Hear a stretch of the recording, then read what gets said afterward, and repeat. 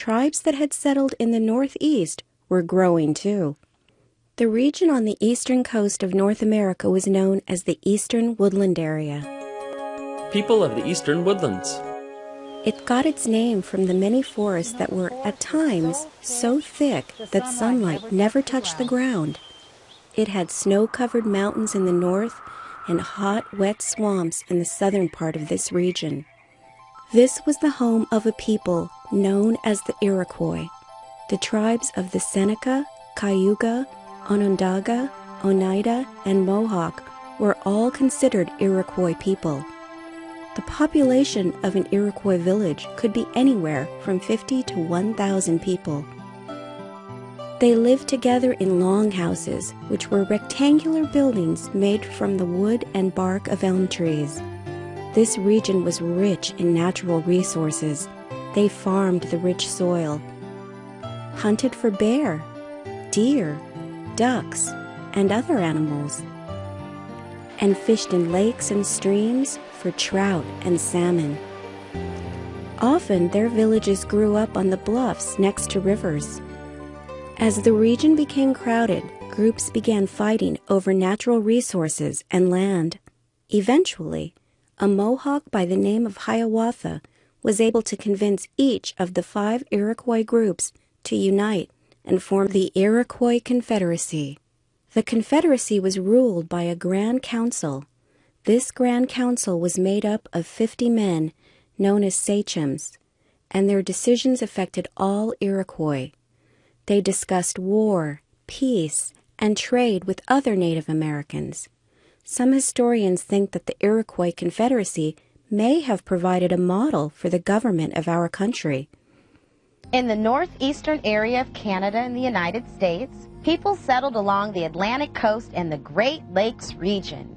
That area was home to about 30 or so tribes known as the Eastern Woodland Indians. The area was rich in food and natural resources or natural materials.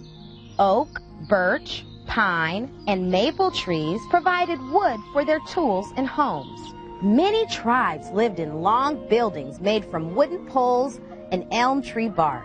They were called longhouses.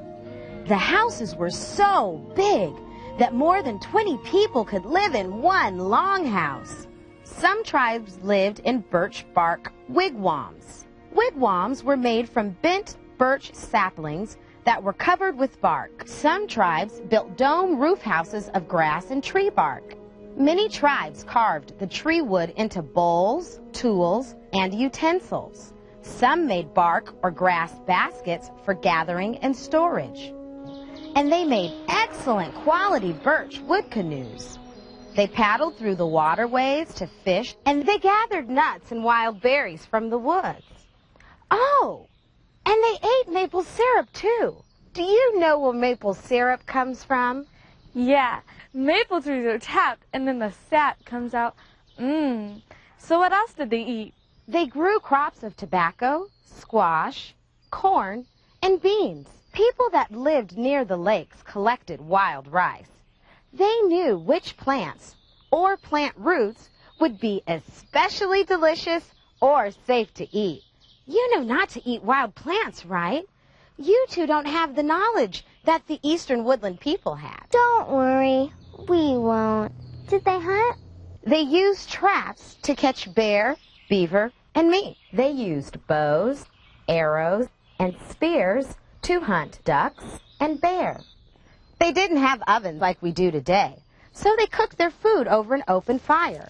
Sometimes they placed rocks and stones inside the fire until they were very hot. Then the rocks were placed into a container of water. That was one way to cook food. So how did they travel? They used the canoes I mentioned, and for land travel over deep snow, they used snowshoes. The shoes were made with wooden frames and strips of leather. Mostly, they traveled by foot. Moccasins were the most common footwear. Moccasins are like a slipper made of animal skin. They used animal skins to make their blankets and clothing. Some sewed porcupine quills and beads into their clothing. Beads made from shells were called wampum.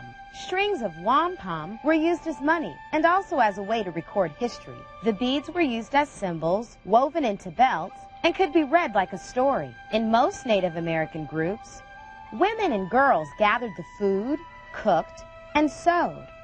Some farmed the land. Typically, men and boys made the weapons and tools, hunted, and farmed. For hundreds of years, many Native American groups lived in the Northeast region, including the Pequot, the Wampanoag, and the Iroquois. The Iroquois were made up of 5 main tribes. They were the Seneca, the Mohawk, the Oneida, the Cayuga, and the Onondaga. In 1722, the Tuscarora people joined the Iroquois to form the Iroquois Confederacy. A confederacy is a group of different people who join together for a common goal. The land that would become New York State was home to many Iroquois villages. Iroquois villages were usually settled near a lake or a river, so the tribe could take advantage of the rich natural materials that came from the earth. These natural resources provided food, clothing, and shelter. While the forests that cover most of Maine, Vermont, and New Hampshire are beautiful to look at, they are also important to the economy. They provide wood pulp, which is used in paper making. Paper to run the many businesses and industries of the region.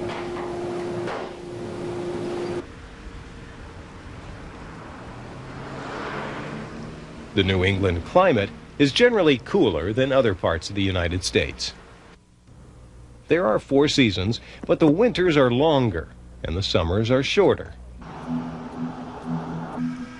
Despite the short, cool growing season, agriculture is very important.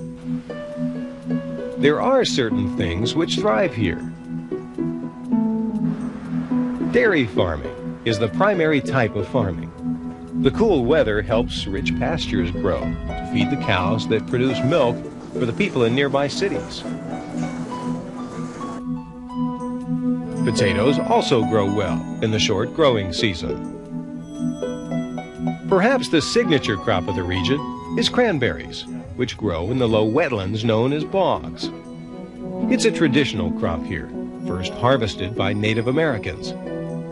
Massachusetts produces more cranberries than any other state. There are many other crops, such as apples, which are also important.